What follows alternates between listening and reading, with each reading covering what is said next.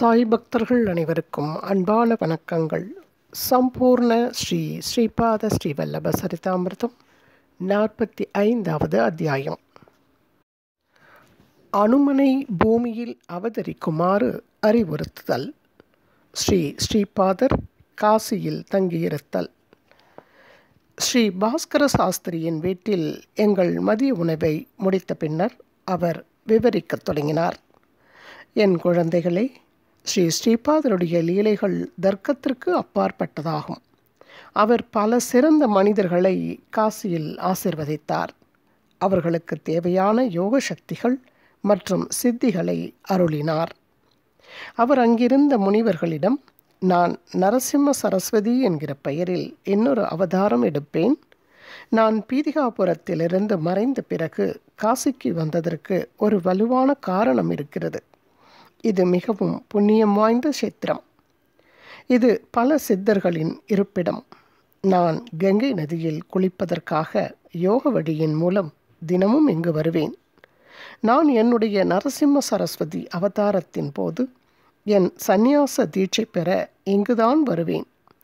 வரும் நூற்றாண்டுகளில் நான் ஷியாம சரணரை ஸ்ரீ லஹரி மகாசியா 1828 1895 மகாவதார் பாபாஜியின் சீடரான ஷியாமா சரணரை இங்கு பிறக்கச் செய்து குடும்பஸ்தர்களுக்கு கிரியா யோகாவை கற்பிக்குமாறு ஆணையிடுகிறேன். அனுமான் தான் அடுத்த யுகத்தின் பிரம்மா. நான் அனுமனை ஷியாமச்சரணரிடம் அனுப்பி கிரியா யோக தீட்சை பெற்றுக்கொள்ளுமாறு செய்வேன். இது சத்தியம் என்றார். அனுமனுக்கு சீதா, ராமர், லக்ஷ்மணர், பரதர் மற்றும் சத்ருக்னராக தரிசனமளித்தல்.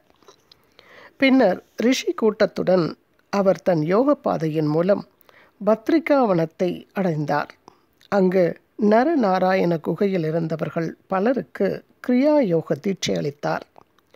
அங்கிருந்து அவர் 12 கோச தூரம் உள்ள ஊர்வசி குண்டத்திற்கு சென்றார். பிரம்மபுத்ரா நதியில் உள்ள ஒரு தீவுதான் ஊர்வசி குண்டம். அவர் ரிஷிகங்கா நதியிலும் ஸ்நானம் செய்தார். அவர் 5000 ஆண்டுகள் தவம் செய்து கொண்டிருந்த சர்வேஸ்வரானந்தா என்ற பெயருடைய யோகி ஒருவரை ஆசீர்வதித்தார். அங்கிருந்து அவர் நேபாளம் சென்றார். அங்கு ஒரு மலையின் மீது தியானம் செய்து கொண்டிருந்த அனுமானுக்கு ராமர், சீதை, லக்ஷ்மணன், பரதர் மற்றும் சத்ருக்னராக தரிசனமளித்தார். அவர் அனுமனிடம், என் அருமை அனுமானே, நீங்கள் அக்னி பீஜமான ராம் என்னும் வார்த்தையை எத்தனை கோடி முறை கூறியிருப்பீர்கள் என்று கணக்கிட முடியவில்லை. நீங்கள் ராம் என்னும் பீஜ ஒலியை மிகச்சிறிய கணத்தில் கூட உச்சரித்திருக்கிறீர்கள். உங்களுடைய கணக்கை வைத்து கொள்வதற்கு சித்திரகுப்தனுக்கு மிகவும் கடினமாக இருக்கிறது. அதை கணக்கிட முடியாது. எல்லையில்லா மகா சூன்ய காலத்திலும் ராம் என்னும் பீஜ ஒலியை நீங்கள் பல கோடி முறை ஜபித்திருக்கிறீர்கள். ஆகவே நீங்கள் காலத்தை கடந்தவர். நீங்கள் காலாத்மகராகிவிட்டீர்கள். சித்திரகுப்தன் உங்களுடைய வயதை பல 100,000 வருடங்களாக கணக்கிட முடியாமல் இருக்கிறார். நீங்கள் கலியுகத்தில் ஒரு முறை அவதரிக்க வேண்டும். நீங்கள் உணர்வுகளை சமன்படுத்தும் திறன் படைத்தவர் என்பதால் சாய் என்ற நாமத்துடன் புகழடைவீர்கள் என்றார். ராம பீஜத்தின் மகிமைகள். அனுமன், சுவாமி, ராம பீஜம் அக்னி பீஜம் என்பதில் எந்த சந்தேகமும் இல்லை. நான் அக்னி தேவனின் அனுகூலத்தை பெற்றுள்ளேன் என்பதும் உண்மைதான். அக்னியுடன் ஐக்கியமானதால் நான் பூர்ணத்துவம் பெற்றேன் என்பதும் உண்மைதான். உடல் ரீதியாக பார்த்தால் நான் உங்களுடைய சேவகன். உயிர் சக்தியின் அடிப்படையில் பார்த்தால் நான் உங்களுடைய ஒரு பகுதி. ஆத்மாவின் அடிப்படையில் பார்த்தால் நான் நீங்கள்தான். நான் எந்த உருவத்தில் அவதரிக்க வேண்டும் என்பதை தயவு செய்து கூறுங்கள் என்று கேட்டுக்கொண்டார். ஸ்ரீபாதர் சிரித்து கொண்டே, நீங்கள் சிவனுடைய தெய்வீக உற்பத்தி ஸ்தானத்திலிருந்து தோன்றினாலும் நீங்கள் ஸ்ரீராமரின் பக்தனாகிவிட்டீர்கள். அரபு மொழியில் அல் என்றால் சக்தி, அஹா என்றால் சக்தா, அதாவது சக்தியை தாங்கி பிடிக்கும் ஒன்று என்று அர்த்தம். ஆகவே அல்லாஹ் என்றால் சிவசக்தி சேர்ந்த ரூபம். நீங்கள் என்னை ஜானகி வல்லபரின் உருவத்தில் வணங்கிவிட்டீர்கள். இனி என்னை சிவசக்தியாக மிலேச்சர்கள் ஏற்றுக்கொள்ளக்கூடிய அல்லாஹ் என்ற நாமத்தை கூறிக்கொண்டு வணங்குவீர்கள் என்றார். அனுமன் அதற்கு, சுவாமி, பாரத்வாஜ முனிவர் திரேதாயுகத்தில் சவித்ருகாடக சயனம் எனும் யாகத்தை நிகழ்த்தினார் என்பது எனக்கு தெரியும். அன்று நீங்கள் அளித்த வரத்திற்கு இணங்கவே நீங்கள் பாரத்வாஜ கோத்திரத்தில் பிறந்தீர்கள் என்பதும் எனக்கு தெரியும். நான் உங்களிடமிருந்து எந்த சூழ்நிலையிலும் பிரிய விரும்பவில்லை. உங்களுடைய கோத்திரம்தான் என்னுடைய கோத்திரமும். நான் உங்கள் குழந்தை என்றார். ஸ்ரீ ஸ்ரீபாதருக்கும் ஸ்ரீ அனுமானுக்கும் இடையே நடந்த உரையாடல். என் அருமை அனுமானே, நீங்கள் எடுத்துக்கொள்ளும் உடல் பாரத்வாஜ கோத்திரத்திலேயே பிறக்கட்டும். அல்லாஹ் மாலிக், அப்படியென்றால் அல்லாவே கடவுள் என கூறுகிறார் அனுமன். ஸ்ரீ ஸ்ரீபாதர் அனுமனை ஆற தழுவிக்கொண்டு, அனுமனே, உங்களுடைய உடல் ரீதியான யோசனைகளை கைவிடுங்கள். நீங்கள் என்னுடைய ஒரு அங்கம். சுவாமி, நான் உங்களுடைய பகுதிதான் என்பதை ஒத்துக்கொள்கிறேன். அம்ச அவதாரங்கள் பூமியில் தன் வேலைகளை முடித்தவுடன் தன் ஆதார குணத்திற்குள் ஐக்கியமாகிவிடும். பின்னர் அந்த அம்ச அவதாரங்கள் தங்கள் மதிப்பு மற்றும் முக்கியத்துவத்தை இழந்துவிடும். ஆகவே நான் எடுக்கப் போகும் அம்ச அவதாரமானது எப்போதும் மூல தத்துவத்துடன் தொடர்பில் இருந்து கொண்டே இருக்க வேண்டும் மற்றும் உங்களுடைய ஆதார சக்தி மற்றும் வலிமை சக்திகள் அனைத்தும் உடையதாக இருக்க வேண்டும் என அனுமன் கூறுகிறார். அதற்கு ஸ்ரீ ஸ்ரீபாதர், என் அருமை அனுமனே, நீங்கள் மகா புத்திசாலி. என்னுடைய வலிமைகள் மற்றும் உயர்ந்த ஆற்றல்கள் அனைத்தும் உங்களிடமும் செழித்திருக்கும். நான் நரசிம்ம சரஸ்வதியின் உடலில் கதலி வனத்தில் 300 வருடங்கள் மறைந்த நிலையில் யோக சமாதியில் இருப்பேன். பின்னர் சுவாமி சமர்த்தராக பிரக்ஞானபுரம் எனும் அக்கல்கோட்டில் புகழடைவேன். என்னுடைய ஸ்தூல உடலை நான் துறக்க வேண்டிய நேரம் வரும்போது சாயியின் உருவத்தில் இருக்கும் உங்கள் மூலம் அவதரிப்பேன். என்னுடைய அவதாரம் உங்களுக்குள் தான் இருக்கிறது என்பதை சந்தேகத்திற்கு இடமில்லாமல் அறிவிப்பேன். நீங்கள் சர்வ சமர்த்த சத்குரு அவதாரமாக புகழடைவீர்கள் என கூறுகிறார். அதற்கு அனுமன், சுவாமி, ஸ்தூல உடலில் நிலைப்பாட்டில் இருந்து கூற வேண்டும் என்றால் நான் உங்களுடைய சேவகன். அதனால்தான் நான் அல்லாஹ் மாலிக் என்ற வார்த்தைகளை கூறிக்கொண்டு உலாவிக் கொண்டிருப்பேன். ஜீவாத்மாவின் பார்வையில் இருந்து கூற வேண்டுமென்றால் உங்களுடைய தெய்வீக ஒளியின் தீப்பொறியுடன் கூடிய குருவின் உருவம் என்பது போல நடந்து கொள்வேன். ஆனால் ஸ்ரீசரணர் ஸ்ரீ தத்தர் தானே. உங்களுக்கும் எனக்கும் ஏதாவது வேறுபாடு இருப்பது சரியாகுமா? நான் உங்களைப் போல மாறினாலும் நீங்கள் என்னைப் போல மாறினாலும் தான் அத்வைதம் நிறைவேற்றப்படும். அதனால் அன்பு கூர்ந்து ஸ்ரீ தத்தரின் பிரதான குணங்கள் எனக்குள் ஐக்கியமாகும்படி ஆணையிடுங்கள். ஸ்ரீ ஸ்ரீபாத ஸ்ரீ வல்லபர் காலபுருஷனை தன் கண்முன் தோன்ற ஆணையிட்டார். காலபுருஷன் தோன்றி கைகட்டி நின்றார். பின்னர் அந்த மகாபிரபு அவரை, காலபுருஷா, இந்த அனுமன் உன்னை மிஞ்சிவிட்டார். அவர் காலாதீதன் ஆகிவிட்டார். அவருக்கு என்னுடன் ஐக்கியமான நிலையை அருளியிருக்கிறேன். நான் அவருக்கு நாதா எனும் பட்டத்தை அளிக்கிறேன்.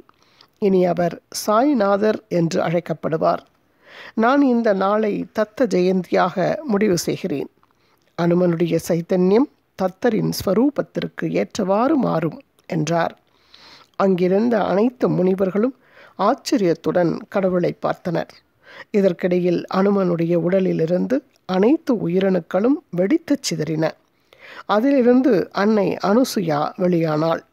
அவள் ஸ்ரீ ஸ்ரீபாதரை பார்த்து, என் அருமை கிருஷ்ண கண்ணையா, என்ன ஒரு தந்திரக்கார பிள்ளை நீ! தத்தரே, நான் உன்னை பெற்றெடுக்கும் போது பிரசவ வலி ஏற்படுவது இயற்கை. நான் அந்த பிரசவ வலியில் ஒரு இனிமை இருக்கும் என்று எண்ணிக்கொண்டிருந்தேன். ஆனால் எனக்கு வலியே அளிக்காமல் நீ பிறந்துவிட்டாய். எனக்கு இப்போது அந்த பிரசவ வலியை கொடுக்க முடிவெடுத்து விட்டாய் போலும். எனக்கு இப்போது வயிற்றில் பயங்கரமான வலி இருக்கிறது. நீ என் கண்முன்தான் இருக்கிறாய். நீ என்னுடைய கருவறையிலிருந்து மீண்டும் பிறக்க நினைக்கிறாயா? என்ன இதெல்லாம்? என்ன வைஷ்ணவ மாயை இது என்று கேட்டாள். அதற்கு ஸ்ரீ ஸ்ரீபாதர், அம்மா, மகன்கள் தன் தாயின் நியாயமான ஆசைகளை நிறைவேற்ற வேண்டும். அனுமன் இப்போது உங்கள் கருவறையில் இருக்கிறார். நான் அவருக்கு என்னுடன் ஐக்கியமாகும் நிலையை அருளியிருக்கிறேன். ஒரு வழியில் நான் என் மாயையில் மீண்டும் உங்கள் கருவறையிலிருந்து பிறக்கிறேன். சிறிது நேரத்திற்கு பின்னர் பிரசவ வலி அதிகரித்தது. அன்னை அனுசுயா 3 தலைகளுடன் கூடிய அழகான தத்தரின் உருவத்தை பெற்றெடுத்தாள். சிறிது நேரத்திற்கு பின்னர் அந்த உருவம் மறைந்து சிறு குழந்தை ஒன்று அவள் மடியில் இருந்தது. அனுசுயா புதிதாக பிறந்த அந்த குழந்தைக்கு தாய்ப்பால் கொடுத்தாள். சிறிது நேரத்திற்கு பின்னர் இந்த காட்சிகள் மறைந்து போயின. அனுமனுடைய உருவம் தெரிந்தது. ஜானகியும் ராமனும் தான் அவர் முன் நின்று கொண்டிருந்தனர். அனுமன், சுவாமி, நான் மிலேச்ச மதத்தில் உள்ள நல்ல விஷயங்களையும் சனாதன தர்மத்தில் உள்ள நல்ல விஷயங்களையும் ஒருங்கிணைக்க முயற்சி செய்கிறேன். ஒரு மிலேச்ச குருவும் அவசியம் என கூற, ஸ்ரீபாதர், மெஹபூப் சுபானி என்னும் ஒரு ஞானி என்னுள் இருக்கிறார். நான் அவரை வாரிஸ் அலிஷாவாக அவதரிக்கச் செய்வேன். அவர் உங்களுக்கு குருவாக இருந்து யோக ரகசியங்களை கற்பிப்பார். ஷியாமச்சரணர் கிரியா யோகாவை கற்பிப்பார். உங்களுக்கு வேறு ஏதாவது வரம் வேண்டுமென்றால் கேளுங்கள் என கூறுகிறார். ஸ்ரீ மாணிக்க பிரபுவின் வருகை. அதற்கு அனுமன், சுவாமி, நீங்கள் பத்மாவதி மற்றும் வெங்கடேஸ்வரரை பிரிக்க முடியாது என்று கேள்விப்பட்டிருக்கிறேன். ஆகவே உங்கள் வழிபாடு அறிந்த வைஷ்ணவ குரு ஒருவரை எனக்கு அருள வேண்டும் என கூற, ஸ்ரீபாதர், கோபால் ராவ் வெங்குசா அல்லது சுவாமி வெங்க அவதூதர் என்ற பெயருடைய ஒரு சிறந்த வைஷ்ணவரை உங்களுக்கு குருவாக அருளுகிறேன். அவர் எப்போதும் என்னை நினைவூட்டி கொண்டிருப்பார். மேலும் அவர் எப்போதும் என் சைதன்யத்துடன் கலந்திருக்கிறார். அவர் ஸ்ரீ வெங்கடேஸ்வரரின் பக்தர் என்பதால் அவர் வெங்குசா என்று அழைக்கப்படுவார். அவருடைய அந்த உடலை உதிர்த்த பின்னர் அவருடைய அஸ்தியை ஒரு மண்பானையில் இட்டு பூமியில் புதைத்து வையுங்கள்.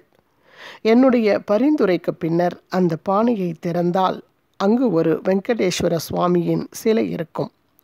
நீங்கள் அந்த சிலையை வழிபட்டால் நான் மகிழ்ச்சி அடைந்து வரமளிப்பேன் என கூறுகிறார். அனுமன் அன்னை ஜானகியிடம், அம்மா, இந்த குழந்தை மீது அன்பு கொண்டு ஒரு வைர மாலையை எனக்கு அளித்தீர்கள். அந்த வைரத்தை உடைத்து அதில் ராமரின் நாமம் இருக்கிறதா என்று பார்த்தேன். அதில் ராமரின் நாமத்தை கண்டுபிடிக்க முடியாததால் அதை தூக்கி எறிந்து விட்டேன். அந்த பெருங்குற்றத்தை நீங்கள் தயவு செய்து மன்னிக்க வேண்டும் என கூறுகிறார். ஸ்ரீபாதர், தெய்வீகத்தின் முன்னிலையில் எந்த ஒரு செயலும் காரணமில்லாமல் நடைபெறாது. நான் அந்த மாணிக்க ஹாரத்தை பத்திரமாக வைத்திருக்கிறேன். அந்த மாலையும் தத்தரின் உருவம் தானே? சந்தேகம் ஏன்?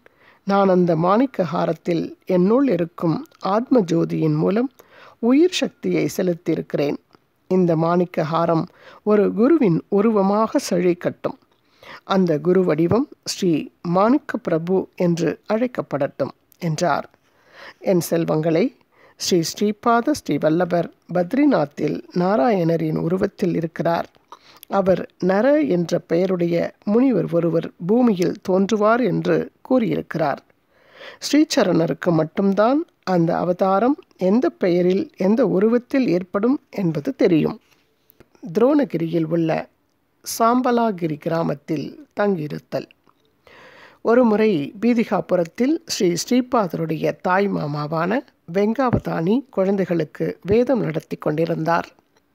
அருகில் ஒரு தென்னை மரம் இருந்தது.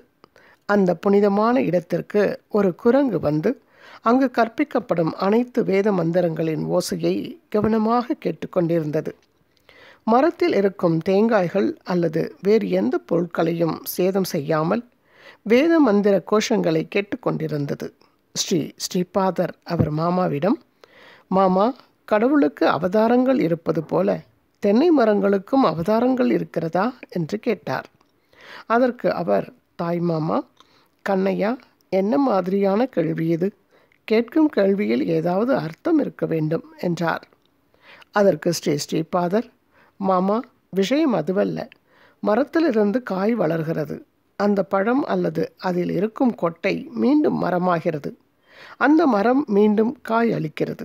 இதே போன்று மரம் விதையாகவும் பழம் மீண்டும் மரமாகவும் மாறும் செயல்முறை தொடர்ந்து கொண்டே இருக்கிறது என்று கூறியவுடன் அந்த உரையாடல் முடிந்தது. திடீரென ஒரு பெரிய தேங்காய் தென்னை மரத்திலிருந்து அவர்களுக்கு அருகில் விழுந்தது. ஸ்ரீபாதர் அந்த தேங்காயை தன் கையில் எடுத்தார். அவர் அந்த குரங்கை பார்த்து, நான் உன்னை வெறும் கையோடு அனுப்ப விரும்பவில்லை. இதை என் கையிலிருந்து உனக்கு பிரசாதமாக அளிக்கிறேன். என் கையிலிருந்து இன்னொரு தேங்காயை நீ கேட்கக்கூடாது. அதற்கு உனக்கு சம்மதம் என்றால் இதை நீ எடுத்துக்கொள்ளலாம் என்றார். அந்த குரங்கு சம்மதிக்கும் துணியில் தன் தலையை அசைத்தது. ஸ்ரீபாதர் தன் கையால் தேங்காயை அளித்துவிட்டு அதன் உடல் முழுவதும் அன்போடு தடவி கொடுத்தார். அது சந்தோஷமாக சென்றது. அந்த குரங்கு யார் என்று யாருக்கு தெரியும்? அதற்கு ஏன் தேங்காய் அளிக்கப்பட்டது? எந்த முயற்சியும் இல்லாமல் அந்த தேங்காய் ஏன் விழுந்தது? அவருடைய திருவிளையாடல்கள் அனைத்தும் வினோதமாகவும் கற்பனைக்கு எட்டாத அளவுக்கும் இருக்கும். மகாபிரபு துரோணகிரி என்று அழைக்கப்படும் சஞ்சீவினி மலைக்கு சென்றார். இங்கிருக்கும் முனிவர்களுடன் அவர் சில நாட்கள் செலவழித்தார். அங்கிருக்கும் மகா யோகிகளுக்கு அவர் என்ன அருளினார் என்பது யாருக்கு தெரியும்? பின்னர் கல்கி அவதரிக்கும் போகும் சம்பலா கிராமத்திற்கு சென்றார். அந்த இடத்திற்கு மகா யோகிகளால் கூட செல்ல முடியாது. இமயமலையில் பல்லாயிரக்கணக்கான வருடங்கள் தவம் புரியும் மகா புருஷர்கள் அங்கு வாழ்ந்து கொண்டிருக்கிறார்கள். ஸ்ரீபாதர் சாம்பலா கிராமத்தில் உள்ள ஸ்படிகம் போன்ற மலையின் தூய்மையான தண்ணீரை பருகினார். அந்த தண்ணீரை பருகுபவர்களின் வயது அப்படியே நிலைத்துவிடும். ஆகவே அந்த சமயத்திலிருந்து அவர் என்றும் 16ஆக அவர் உடலில் எந்தவித மாறுதல்களும் ஏற்படாமலேயே இருந்தார். ஸ்ரீபாதர் கோகர்ணம் பகுதியிலிருந்து சொர்க்கலோகத்திற்கு செல்லுதல். பின்னர் அவர் பல புனித கஷேத்திரங்களுக்கு பயணம் மேற்கொண்டு பல பக்தர்கள் மற்றும் மகரிஷிகளை ஆசிர்வதித்தார். அவர் கோகர்ண கஷேத்திரத்தை அடைந்தார். ஸ்ரீபாதர் கோகர்ண கஷேத்திரத்தில் 3 வருடங்கள் தங்கியிருந்தார். அது ஒரு மகா புண்ணிய கஷேத்திரம். அங்கு அவர் பல தெய்வீக லீலைகளை வெளிக்காட்டியிருந்தார். அவை கணக்கில் அடங்காதவை. அவர் ஒவ்வொரு நொடியும் தன் லீலைகளால் மகிழ்ச்சி அடைபவர். அங்கிருந்து அவர் ஸ்ரீசைலம் சென்றடைந்தார். முன்பு ஸ்ரீ பாப்பனாரியா ஸ்ரீசைலத்தில் ஒரு மகா யஜ்ஞத்தை நிகழ்த்தி சூரிய மண்டலத்திலிருந்து சக்தியை எடுத்து மல்லிகார்ஜுன லிங்கத்திடம் செலுத்தினார். அதன் காரணமாகத்தான் ஸ்ரீபாத ஸ்ரீவல்லபரின் அவதாரம் நிகழ்ந்தது. அவர் அங்கிருந்து யோக பாதையின் மூலம் எரியும் நெருப்பு பந்து போலான உடலுடன் சூரிய மண்டலத்திற்கு சென்றார். பின்னர் அங்கிருந்து துருவ நட்சத்திரத்திற்கும் அங்கிருந்து பின்னர் ஆருத்ரா நட்சத்திரத்திற்கும் சென்றார். 4 மாதங்களுக்கு பின்னர் அவர் ஆருத்ரா நட்சத்திரத்திலிருந்து மீண்டும் ஸ்ரீசைலம் வந்தடைந்தார். ஆருத்ரா நட்சத்திரத்தில் உள்ள மகரிஷிகளின் வேண்டுகோளுக்கு இணங்க ஸ்ரீசைலத்தில் சித்த புருஷர்களின் மாநாடு ஒன்றை ஏற்பாடு செய்தார். அவர் அங்கு ஒரு புது தெய்வீக யோக ஞானத்தை வடிவமைத்து அந்த மாநாட்டில் போதித்தார். பின்னர் அந்த சித்த புருஷர்களை ஆருத்ரா நட்சத்திரத்திற்கு அனுப்பி வைத்தார். அவருடைய திட்டங்கள் புரிந்து கொள்ள முடியாதவையாக இருக்கும். பல கோடி பிரபஞ்சங்களுக்கு அவர் மட்டும்தான் ஒரே சக்கரவர்த்தி. சிறிது காலத்திற்கு பின்னர் அவர் குருக்கட்டா எனும் தெய்வீக இடத்தை சென்றடைந்தார் என்று கூறினார் பாஸ்கர சாஸ்திரி. வெற்றி வெற்றி ஸ்ரீபாத ஸ்ரீவல்லபருக்கு வெற்றி. இத்துடன் 45வது அத்தியாயம் நிறைவு பெறுகிறது. மீண்டும் அடுத்த அத்தியாயத்தில் உங்கள் அனைவரையும் சந்திக்கின்றேன். சாந்தி வெங்கடாச்சலம். குரு வாழ்க, குருவே துணை. ஓம் சாய்ராம். ஸ்ரீபாதராஜம் சரணம் பிரபத்யே.